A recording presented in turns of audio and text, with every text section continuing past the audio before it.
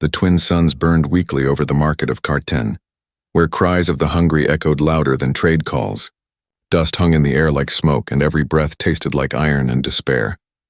Stalls made of rusted metal stretched across the square, each holding cages, each cage holding life that no longer looked alive. Lira stood among them, thin, pale, and trembling. Her dark silver eyes had lost their shine days ago. Beside her, her younger sister Suri lay slumped on the ground, too weak to stand. Her ribs showed through her skin and her breathing was shallow. Lira touched her sister's hand gently. "It was cold. Stay awake," she whispered. "Please, Suri, don't sleep yet." Around them, alien traders shouted prices, showing off the slaves they caught. Some screamed, some begged, and others just stared blankly, waiting for someone to end it. The market stank of sweat, blood, and spoiled food. Above it all, a banner waved with bold alien script. "Trade flesh for food." Lyra's heart pounded. She hadn't eaten in 2 days, and Suri in 3. The trader who owned them kicked her cage door open. "Stand up, girl," he barked. "No one will buy a corpse." Lira forced her legs to move. She stood swaying, holding Suri close. Her mind raced. She had to save her sister. Somehow. A bell rang from the far end of the market. The crowd fell silent. Everyone turned as a large human figure walked in. His heavy boots thudded against the metal floor, echoing like thunder. The man was taller than anyone there, wrapped in a black coat with battle patches on his shoulders. His face was hidden behind a half-mask, but his cold eyes scanned the market like a soldier inspecting a battlefield. The alien traders whispered among themselves. "Human buyer, from the colonies. He buys slaves." The ugly one with scars? Lira had heard the stories. Humans were cruel. They used aliens as test subjects, soldiers' toys. But something inside her broke that moment. Suri was dying. She had no choice. She stepped forward, pushing through the bars, her voice shaking. "Sell me to the fattest, ugliest human you can find," she begged. "Please, my sister is starving." The crowd erupted in laughter. Some threw scraps at her feet. The trader smirked. "You want to be sold to that human?" he said, pointing at the tall man. "He's the ugliest one here." Lira nodded without fear. "Yes, sell me to him." The human stopped walking. His eyes turned toward her cage. The laughter around him faded slowly as he approached. The air grew tense. Lira lowered her head, expecting a slap, a command, anything. Instead, the man spoke quietly. "How much?" The trader blinked. You really want her?" "Name your price," the human said coldly. The trader grinned and named an absurd number, thinking the man would refuse. But the human didn't argue. He pulled out a silver credit tag and tossed it over. The trader caught it with wide eyes. "She's yours." The gate opened. Lyra's chains were unhooked. For the first time in weeks, she felt air on her skin that didn't smell of metal. She turned to her sister, who was crying softly. "Don't worry, Suri," she whispered. "I'll come back." "I promise." The human said nothing as Lira stepped forward. His shadow covered her completely. She followed him out of the market, her bare feet bleeding from the sharp ground. Every step away from Suri felt like walking off a cliff. When they reached the landing dock, she finally spoke. "Why did you buy me?" The human didn't answer. He walked straight into his ship, motioning her to follow. Inside, the walls were clean, silver, and humming with power. He pointed to a small room. "Stay there." She obeyed, sitting in silence. Minutes passed before the door opened again. The man placed a tray on the floor, bread, fruit, and a cup of clean water. Lira stared at it like it was a trap. Her stomach twisted painfully. I don't understand," she said. The human simply replied, "Eat." His voice was calm but heavy. Not kind, not cruel, just tired. He turned and left, leaving her alone with the food. Lyra's hands shook as she lifted the bread. The taste hit her tongue like fire and hope mixed together. She ate slowly, crying between bites. Through the small window, she saw the planet below, the market shrinking, the cages disappearing into mist. Somewhere down there, Suri was still waiting. As the ship left orbit, Lira whispered to herself, "Please stay alive. I'll come back for you."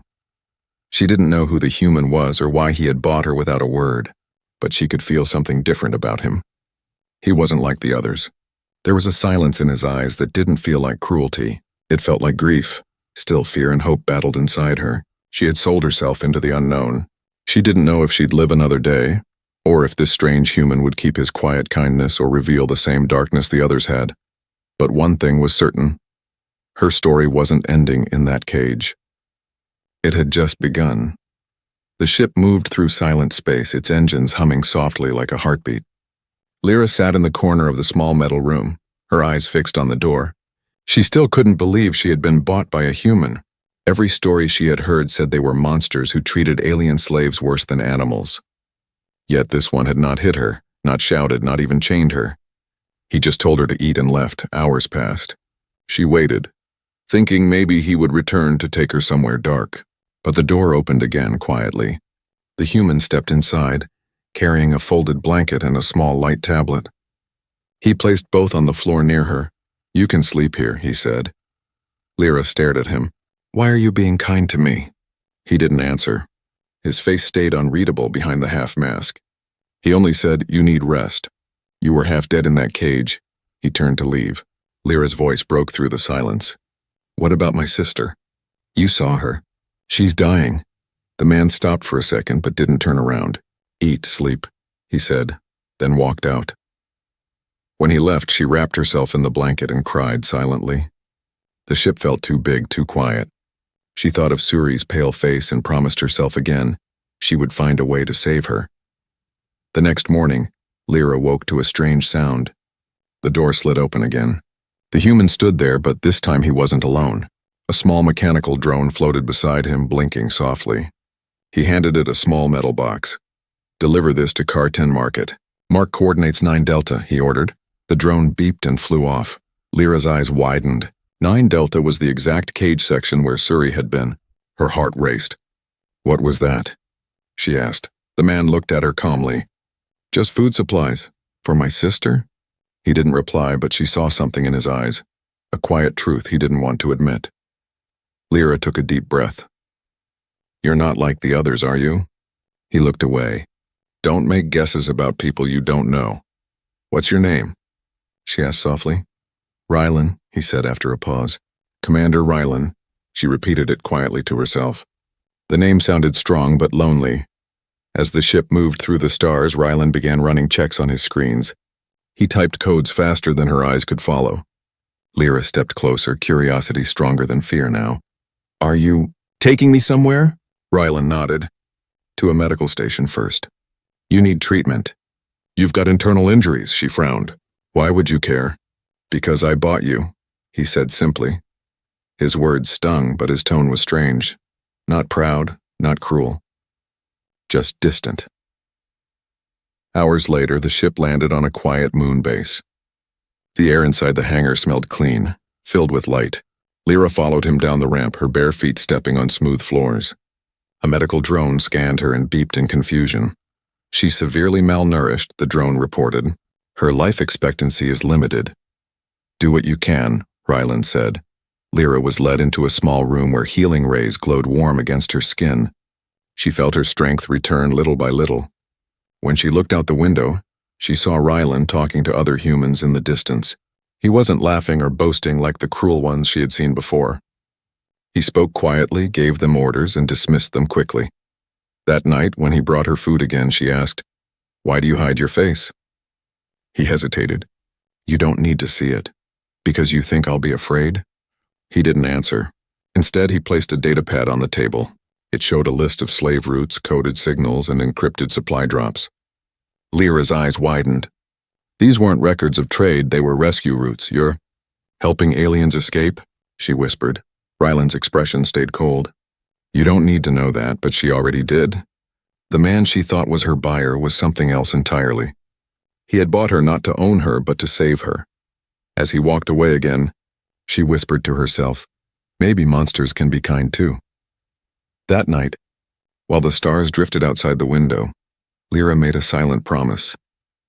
If this man truly meant to save her and her sister, she would do anything to repay him, even if it meant facing the same darkness she had begged to escape. The ship hummed softly again, moving toward an unknown future. But for the first time, Lira wasn't afraid of what was coming. The moon base was quiet that night. Only the hum of machines and the faint whir of cleaning drones filled the silence. Lira sat by the small window in her room, watching the stars outside. Each light reminded her of Suri, her little sister, waiting somewhere under a dying sky. The pain in her chest grew heavier with every thought. Rylan had not spoken to her since the medical treatment. He came only to bring food, check the systems, and leave again. His face always stayed half hidden behind that mask. Lira wanted to ask more, but every time she tried, his silence stopped her. He acted like someone who had seen too much and lost even more. That night, when she couldn't sleep, she decided to walk through the ship. The door to her room wasn't locked. That surprised her. Most humans locked their alien slaves, but he hadn't. She took a deep breath and stepped out. The corridor was dim, silver lights glowing along the floor. She moved quietly, her bare feet making no sound. Then she saw a light coming from one of the control rooms. The door was open just a little. She peeked inside. Rylan was there, sitting in front of a glowing screen. His mask was off. Lira froze. His face wasn't ugly like she imagined. It was tired, scarred, but human in a way that made her heart twist. One side of his face was burned, the skin pale and rough, but his eyes were calm and full of quiet sadness. On the screen, Lira saw something that made her breath stop. It was a live map of slave markets. Red dots blinked across the galaxy. Next to them were green marks labeled safe. She leaned closer. Those green marks were escape routes, hidden paths, and supply drops. He was saving them. Rylan looked up suddenly and saw her at the door. Lira gasped and stepped back. "What are you doing here?" he said firmly, standing up. "I couldn't sleep," she replied softly. "You didn't lock the door." He sighed and walked closer. "You shouldn't wander." Her eyes moved to the screen again. "You're helping them, aren't you? You're freeing slaves." He paused. "You shouldn't know that." "But it's true," she said. "You sent food to my sister. You're not like the others." His voice turned cold. "You think that makes me good?" Lira looked at him, unsure. "It makes you human." He stared at her for a long time. "You don't understand. I've done things worse than your traitors ever could." She shook her head. "You saved me." He turned away and sat down again. "I didn't save you. I bought you because you asked to be sold. That's all." His words cut deep, but Lira saw through them. The way he clenched his hands, the way his voice dropped when he spoke, it wasn't hate. It was guilt. She stepped closer, her voice quiet. "You lost someone, didn't you?" Rylan's shoulders stiffened. For a moment, he didn't breathe. Then he said, "A daughter. 10 years ago. She was taken in an alien raid. I searched every world, but I never found her." Lira's eyes softened. The silence between them grew heavy, filled with shared pain. He looked at her again. "That's why I started this. I couldn't save her, so I save others." Lira nodded slowly. "Then let me help you." Rylan shook his head. "You're not ready. You still need rest." "I can learn," she said. "I can decode signals. I used to work for a trader before they captured me." He stared at her again, surprised. Then, without another word, he turned the screen toward her. "Show me." She sat beside him, her hands shaking a little as she touched the glowing keys. Within seconds, she traced a signal on the map. "This one," she said, pointing. "It's fake. It's a trap made by the markets." Rylan raised an eyebrow. "You're sure?" "Yes, they use that code to capture escaped ones." He looked at her with quiet respect. "Good," he said. "You just saved 20 lives." For the first time, she saw something almost like a smile touch his face. It was small, fragile, but real. Lira felt warmth spread through her chest. For the first time since her capture, she didn't feel powerless. But deep inside, she knew something else. The more she learned about Rylan's secret network, the more danger they would face. The markets never forgave betrayal. As the stars glowed outside the window, Rylan shut down the screens. "Get some rest," he said quietly. "Tomorrow we move again," Lira nodded. But as she walked back to her room, she knew she wouldn't sleep. She now had a reason to live and a human she didn't know if she could trust or not. Still, one thing was certain. Their paths were now tied together, and whatever his hidden motives were, they were leading both of them into something far greater than they understood. The ship drifted through the black sea of stars. For a few peaceful hours, everything felt calm. Lira sat in the control room beside Rylan, quietly studying the maps glowing on the screen. She had begun helping him decode messages sent from hidden colonies. Every time her fingers touched the console, Rylan noticed how fast she learned. But peace never lasted long in space. Warning lights flashed red. The calm hum of the ship turned into a roar. Rylan jumped to the main controls. "Meteor field ahead," he said sharply. "Strap in." Lira's heart raced.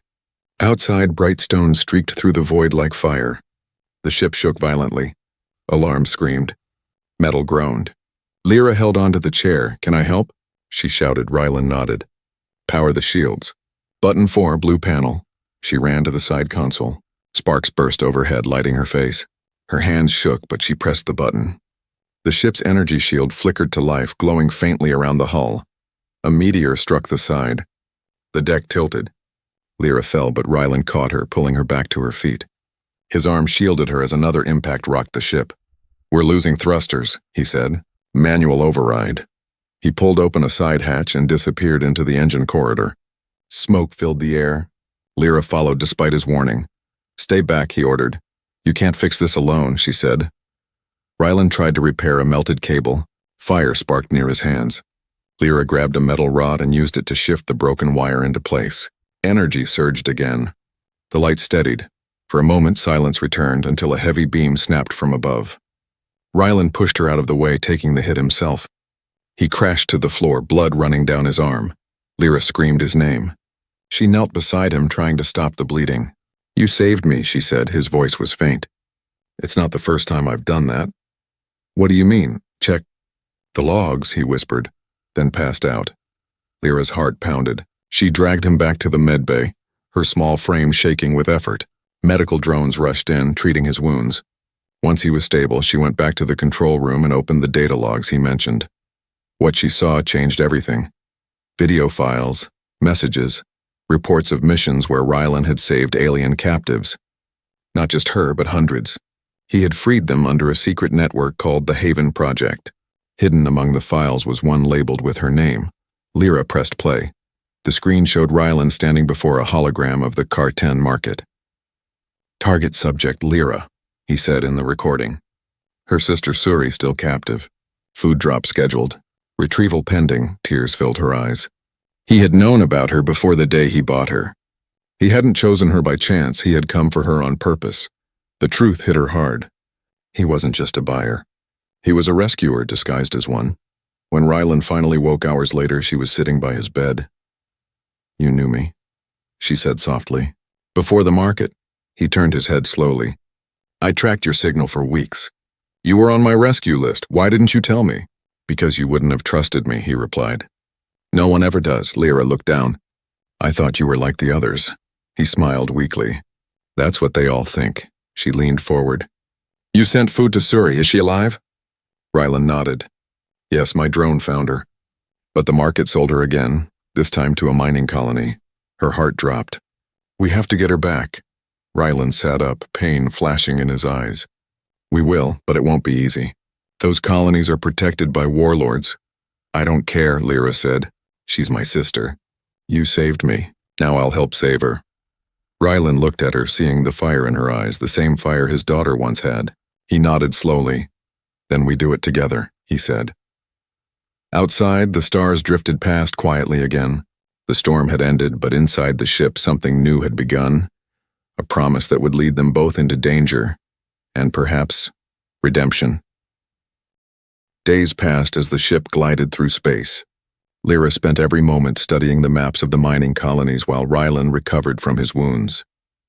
The silence between them had changed. It was no longer filled with fear, but with a shared mission. Both knew the risk.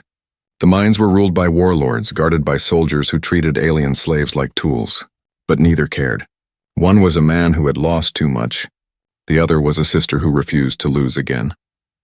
Rylan sat in the command chair, his arm still bandaged. "We'll reach the colony in 2 days," he said. "You understand what we're walking into?" Lira nodded. "If it means saving Suri, I don't care what happens to me." He looked at her, a trace of respect in his tired eyes. "You're stronger than you think," she didn't answer. Her thoughts were full of her sister, Suri's thin arms, her soft voice, her promise to never let go. She remembered the market, the cold, the hunger. That pain pushed her forward. As the ship approached the sector, Rylan activated a cloaking field. The screens flickered and the stars disappeared behind a layer of static. "We'll enter disguised as traitors," he said. "You'll have to act like a slave again. Can you handle that?" Lyra's jaw tightened. "If it gets me close to her, yes." He handed her a small communicator hidden inside a bracelet.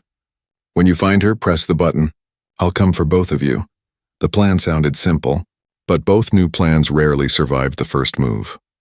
2 days later, the mining world appeared, a planet of gray dust and fire. Huge machines tore into the surface, digging deep tunnels where thousands of slaves worked without rest. Smoke rose from every direction. The colony was alive, but not in a way that felt human. Ryland's ship landed near the main trading outpost. Guards met them at the gate, scanning for weapons. "Purpose?" one asked roughly. "Trade," Ryland said, showing fake papers. "Selling new property." The guard glanced at Lira. Her head was lowered, her wrists bound in fake chains. He smirked. "She's small. Not worth much." Ryland's tone stayed calm. "She's fast. Can fit into tunnels others can't." The guard grunted, waved them through, and they entered. Inside, the air was thick with dust. Machines roared. Lira watched the other aliens work, weak, broken, hollow. Every face she saw could have been Suri's. Her heart raced as they passed the rows of prisoners. Then she saw her. Suri was kneeling beside a drill, her body covered in soot. Her eyes were empty, her movements slow. Lira almost ran to her, but Ryland grabbed her arm gently. "Not yet," he whispered. "Wait until we're clear." They kept walking until the guard turned away. Then Lira slipped from Ryland's side and moved through the shadows. Her steps were silent. She knelt beside her sister. "Suri," she whispered. The girl blinked, confused. Then tears filled her eyes. "Lira?" "It's me," she said, holding her hand. "I came back." Suri's lips trembled. "I thought you were dead." "Not yet," Lira said. "But we're leaving." She pressed the bracelet, sending the signal. Far away, Ryland saw the light on his screen. He moved fast, drawing his weapon. The alarms blared before he could reach them. The guards had noticed movement. Shouts echoed across the tunnels. Lira pulled Suri to her feet. "Run!" They sprinted through the dark tunnels as lights flashed red. Ryland appeared from the smoke, firing at the guards. The blast lit up his face, showing the same calm focus he always had. "Go!" he shouted. "To the ship!"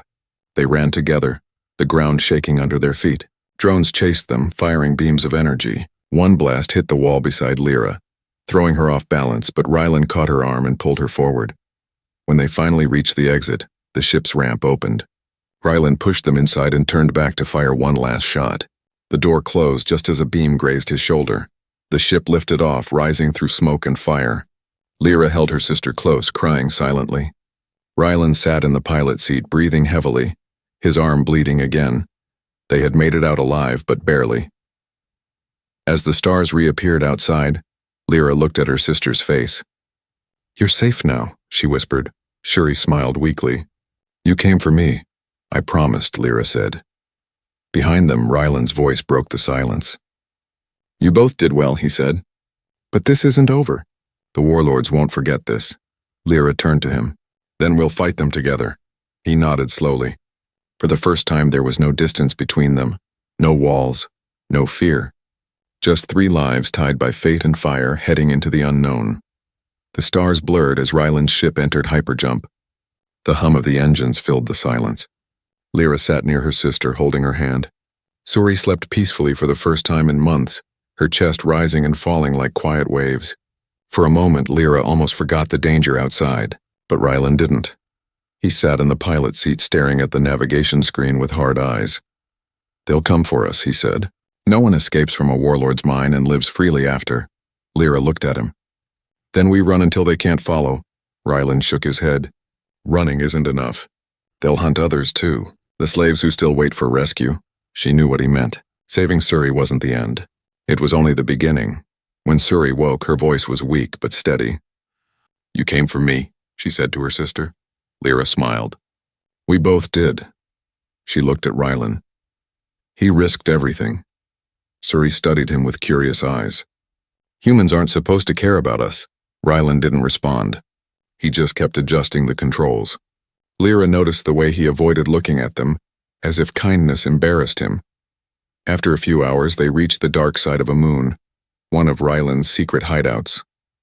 Hidden in the shadow, the base was invisible to scanners. Once they landed, he turned off the lights and powered down the engines. "We'll hide here for now," he said, "but it won't last. They'll track us soon." Lira stood beside him. "You said you have a network. The Haven Project. Can they help?" Ryland nodded slowly. "Maybe, but I need to send a signal first." That means turning the beacon back on. If I do that, they might trace us. Lira stepped closer. Then I'll do it. I'm smaller, faster. If they track anyone, it'll be me. Rylan turned sharply. You're not leaving this ship. I've been a slave my whole life, she said. I won't hide now. For the first time, he didn't argue. He saw her determination, the same fire that had once burned in his daughter's eyes. He handed her a small transmitter. You'll have 3 minutes. Then get back inside. Lira nodded and ran out into the cold moonlight. The ground was gray and silent, the stars sharp above her. She reached the comm tower and activated the beacon. The light blinked once, twice, then stayed on. She sent the encrypted message Rylan had written. Coordinates, rescue request, emergency status. Then she saw movement in the distance. A ship cutting through the sky, moving fast. Her breath caught. Rylan? She whispered into her communicator. They found us. His voice came through, steady. Run! She sprinted back toward the ship as the enemy vessel descended. The ground shook when it landed. Soldiers poured out, armed and armored. Rylan stepped outside, gun in hand. His expression was calm. Inside now, he shouted as Lira reached him. Suri helped her climb aboard. The ship roared to life again, engines screaming. Blasts of energy hit the hull, shaking everything. Lira grabbed Suri and held her close. Rylan fired back, his shots precise. The enemy ship tried to block them, but his maneuvers were faster. He spun the ship sharply, releasing flares. The flares exploded like stars, blinding the attackers. Hold on, he said. The ship shot upward, cutting through the sky. One last explosion followed, then silence. The moon shrank behind them. Inside, the lights flickered but held. Lira turned to Rylan, breathing hard. We made it, he shook his head. Not yet. They'll keep tracking the signal. Suri looked scared. What do we do now? Rylan checked his console. We go to Haven Base, the others will protect you there. After that, I'll draw the hunters away. Lira's eyes widened. You mean you'll leave? He nodded. They want me, not you. Once they chase me, you'll be safe. Lira grabbed his hand. No, you saved us. You're not facing them alone. Rylan met her eyes. For the first time, there was warmth behind his mask. You're brave, he said quietly. But bravery isn't always survival. She didn't let go.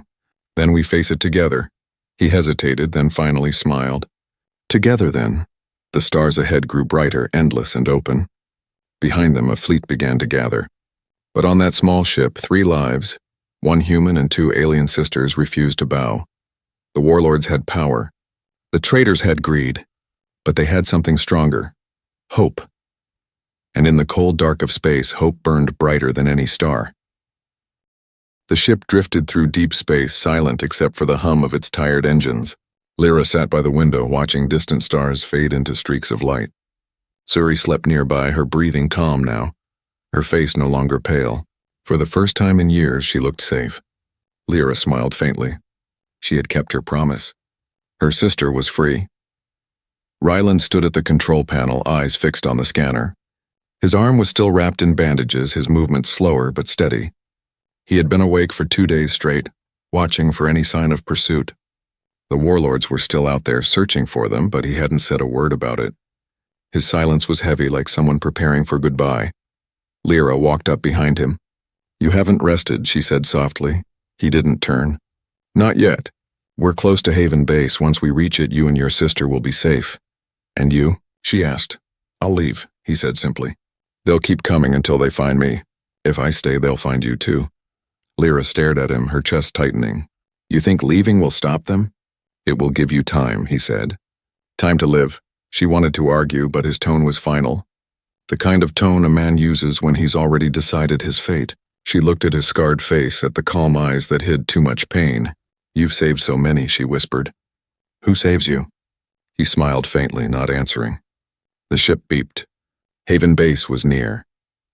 A moment later, the screen showed a hidden station tucked behind a shattered moon.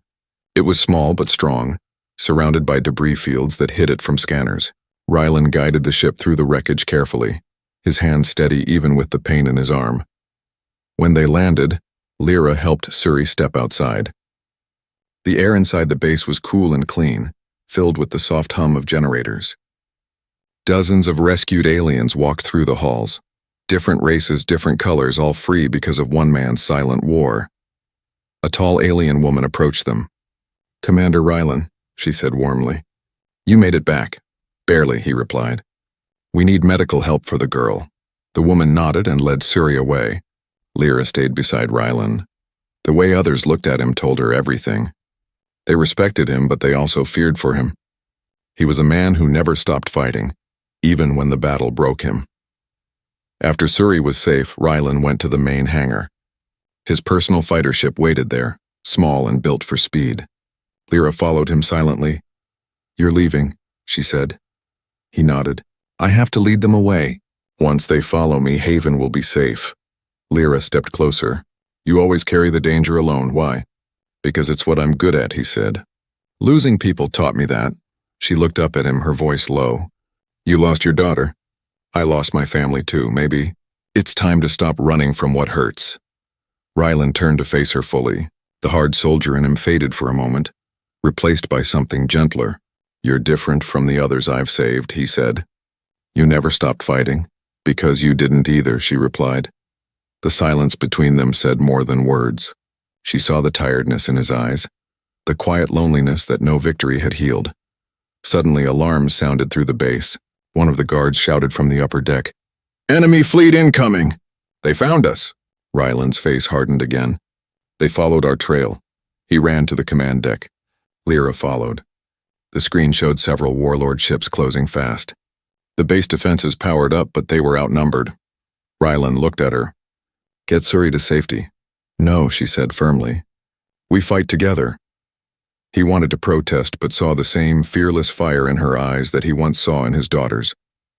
He nodded once. Then we fight. The base shook as the first blasts hit. Rylan took control of the defense turrets while Lira coordinated escape routes for civilians. Her hands moved across the panels like lightning. Redirect power to the outer shield, she shouted. He followed her command. The base lit up, blocking another wave of fire. The sky outside burned with explosions, but Haven stood strong. After a long battle, the enemy ships retreated. Smoke filled the command room and the alarms went silent. Rylan dropped into a chair, exhausted. Lira turned to him. You did it. No, he said, breathing hard. We did it, she smiled. Then maybe you don't have to leave anymore. He looked at her, the faintest warmth in his expression. Maybe. Suri entered, running to hug her sister. We're safe, she said, smiling for the first time. Lira looked at Rylan. Because of him. Rylan shook his head. Because of all of us. The war was not over. The stars outside still held danger. But in that moment, on that small hidden base, 3 souls, 1 human and 2 aliens, had found something rare. Not ownership, not fear, but family. As they stood together watching the stars, Lira whispered softly, I once begged to be sold to the ugliest human alive, but I was bought by the kindest one. Rylan looked at her, his voice quiet but sure. Then maybe there's hope for all of us. The stars burned bright beyond the glass, and for the first time Lira believed it.